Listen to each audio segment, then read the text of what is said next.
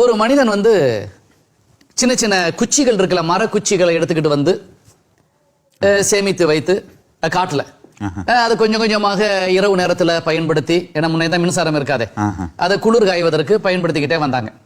கொஞ்ச காலத்துல அந்த குச்சி எல்லாம் முடிந்து போன பிறகு ஒரு காட்டுக்கு போறாங்க. அப்போ ஒருத்தர் காட்டு வெளியே வந்தவர் சொன்னாராம், அந்த காட்டுக்கு போங்க, நிறைய குச்சிகள் இருக்கு அப்படின்னாங்களாம்.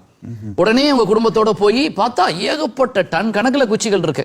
குச்சிகள், இலைகள் எல்லாம் கொண்டுட்டு வந்து சேமிக்கிறாங்க.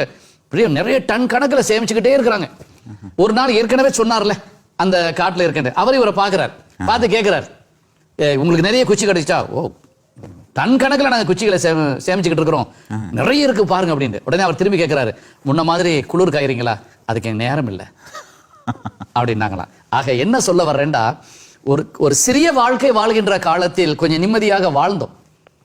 பெரிய வாழ்க்கை வாழ ஆரம்பித்த பிறகு நம்ம வாழ்க்கையை பெரும்பாலும் தொலைத்தோம். ஏன்னா எனக்கு நேரம் இல்லை. உண்மை, எல்லாரும் என்னையும் சேர்த்து தான் சொல்லிக் கொண்டிருக்கிறேன். எல்லாருமே அந்த நிலைகள்ல தான் நாம இருக்கின்றோம். உண்மைதானே? நிறைய வெற்றி பெறணும் என்ற நிறைய காரியங்களை ஏற்படுத்தி கொண்டு அதுல ஓடிக்கொண்டே இருக்கும்போது என்ன ஆகுது? சாப்பிடுறதுக்கு நேரம் இல்லை, மறந்து போகின்றோம். உறவுகளை சந்திக்கிறதுக்கு நேரம் இல்லை, பார்க்க நேரம் இல்லை, என் உடம்பை கவனிக்க நேரம் இல்லை. ஆனா இது எல்லாமே இதற்காகத்தான். கடைசியில் அவன் சேமித்து வைத்து விட்டு யாரோ வாழ்வதற்கு இவன் தியாகம் செய்து விட்டு போய்விடுகிறான்.